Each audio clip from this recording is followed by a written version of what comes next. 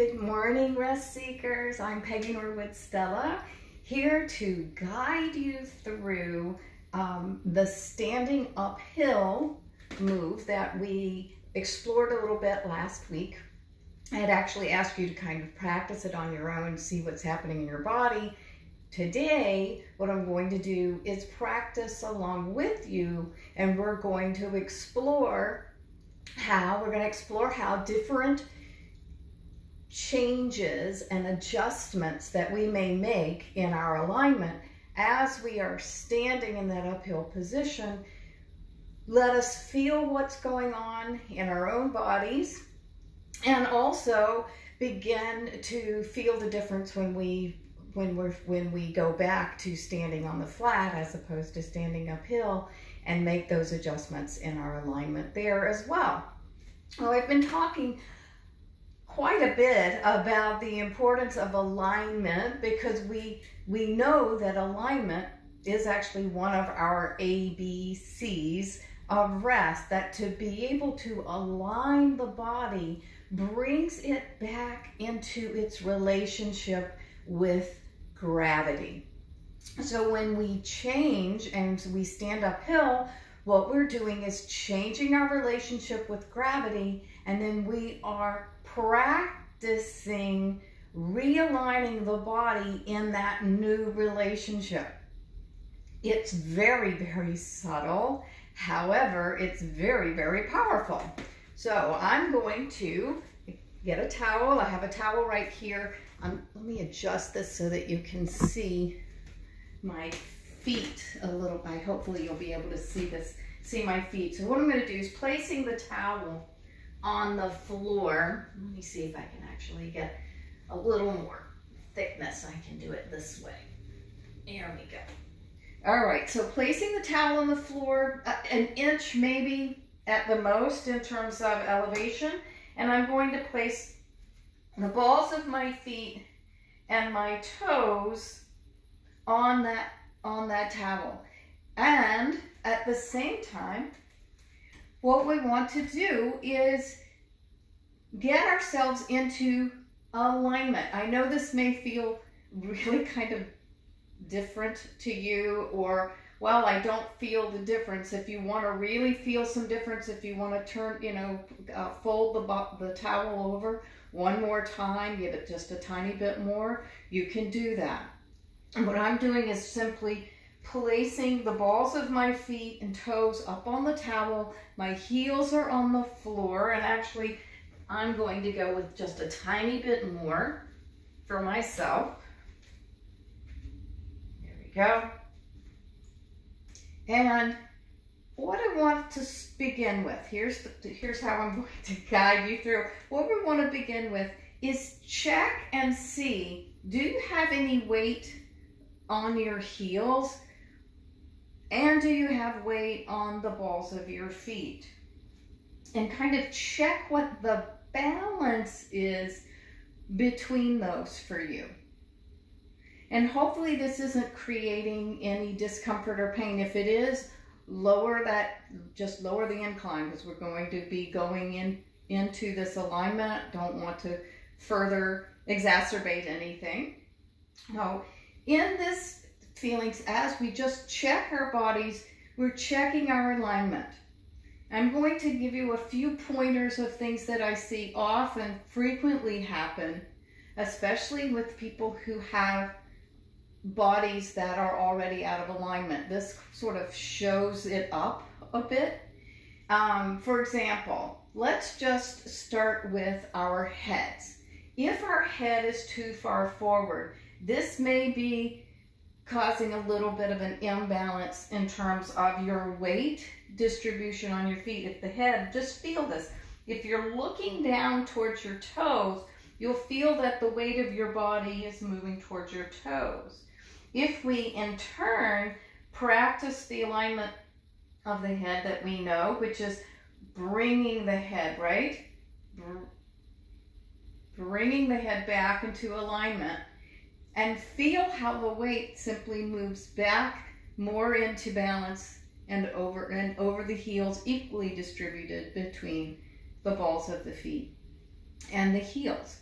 Let's do one prop and chop for aligning the head. So placing the fist right under the chin, I want you to drop the weight of the head onto the hand, resting the weight of the head on the hand. And once you feel that you've gotten that relaxation that you need and that the weight is resting on the hand, we do the chop position. So move from prop to chop, the karate chop placed right there on the nose and chin, and then gently we're going to slide the head back, pull the head away from the hand, and imagine the head is sliding uphill, up a ramp, and you're bringing it back further. We're going to exaggerate it. And now release it. When you release the head, not only do you feel that you're in alignment, you most likely had another shift in your body weight between your heels and the balls of the feet. Just take a moment, let that settle into the body. Next, we're going to do a little gentle, easy move to align the shoulder girdle, the shoulders, and see where they are in alignment to the rest of the body. So we're going to clasp the hands together and send the arms outward, allowing the shoulder blades to rise up and move forward and away. So, and even the head's going to follow that action. Okay.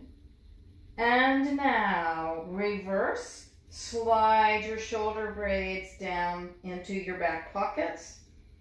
The head comes back into alignment. Continue to move the shoulder blades downward and back until the arms can't go any further. Then bend your elbows and rest the weight of the shoulders on the floor, on your elbows. It's just, use your imagination, but let the weight of the shoulders rest on the floor into your elbows. And then I want you to take your attention again into your feet. Dropping the arms, feel the state of balance.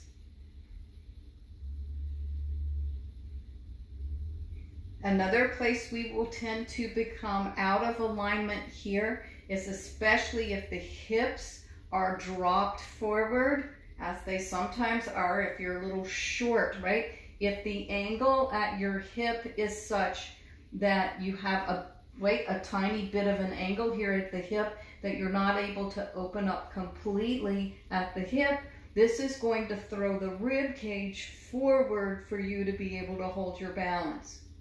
So I'm going to give you a little exercise, gentle, easy move. We've used this before. Something, again, we use our imagination for this. If I were to have an egg and I were to place the egg right here in the front of the rib cage, what I'm asking you to do is to close the rib cage onto the egg. Do not crack the egg. Simply hold it and feel that alignment that you are, the alignment that's in the rib cage. Now, to exaggerate that, what we're going to do, holding the hands in this, here is our pizza move, gentle, easy move. Holding that with the elbows on the floor, resting on the floor, palms up. If you rotate the arms outward, leaving the elbows by your side and on the floor, you will begin to feel the rib cage moving forward, the front ribs beginning to open. So we're holding two pizzas, one pizza box in right hand, one pizza box in the left hand. Hold that. Feel the rib cage as it's moving forward. If that egg, if you had the egg, you've now dropped it. So let's pretend again. Take that egg and exhale slowly and gently grab the egg, and you'll feel the arms come back into, back into the forward alignment. Drop it down. Tune in to the rest of the body. Feel what's going on in the rest of the body. Do you feel that your weight has shifted back anymore? Are you still, in order to maintain your balance, do you still have to have the rib cage open? Because that can happen. And so just play around with that. As the next place we're going to pay attention to is right here at the pelvis. The way, and paying attention to how you are standing, and if the hip bones have dropped forward, or if the hip bones are actually being lifted forward and up. Now, almost imagine that there's an arc where you are taking the hip bones, bringing them forward and upward. So that the pubic bone, at the same, the pubic bone is circling, look, good, back towards you. So this action. And it's not a scoop. This is not the pelvic tilt where you push from behind. This is where you are going to engage forward here. Just engaging enough in the abs. That little zip it, like you're zipping up a pair of pants that's a tiny bit tight. Just engage enough there and imagine that the hip bones and pubic bone are coming forward and up. Forward and up. And breathe into this and feel that alignment. You might also use your imagination that the tailbone is dropping directly down between the heels, so that if you had a tail attached, it would drop gently down to the floor between your heels. So now the body weight, your body weight is now directed downward. So rather than feeling that you're teetering for your balance, you're beginning to feel more grounded. That is, we've achieved enough of a level of relaxation in the body, bringing it back into its normal and natural alignment, so that you now have a sense of greater connection to your feet and to the ground beneath you. I now will ask you to step away from the towel and simply stand in alignment on the floor. Feel what this is like for you in your body. I want you to just take some mental notes about how this feels.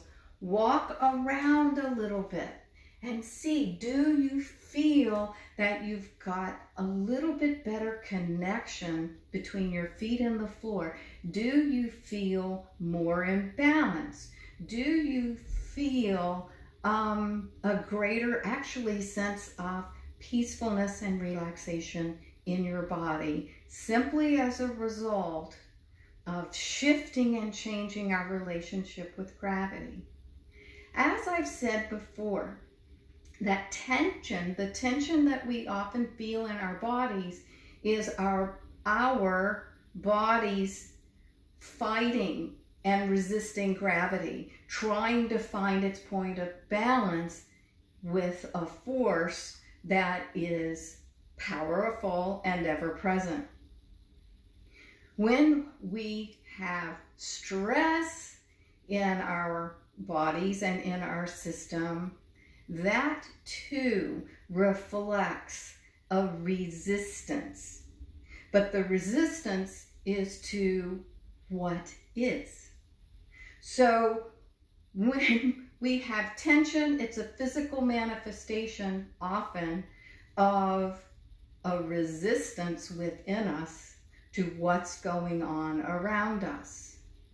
What we are trying to do in seeking to realign our bodies is, one, to bring the body back into a place of alignment and greater relaxation, which tells the mind that things are better, that we don't have to be always in that fight or flight, that now we can be in rest and digest. So what we are also doing, if we're not necessarily able to turn off the stressful thoughts, what we're doing is turning the changing it in the body so that perhaps it's easier for you to change those stressful thoughts and to begin to surrender just a little bit to what is, just like we do with gravity. Therefore, we move with greater ease and we can live with greater ease. And there's rest in that for us. So I'm glad you joined me here today.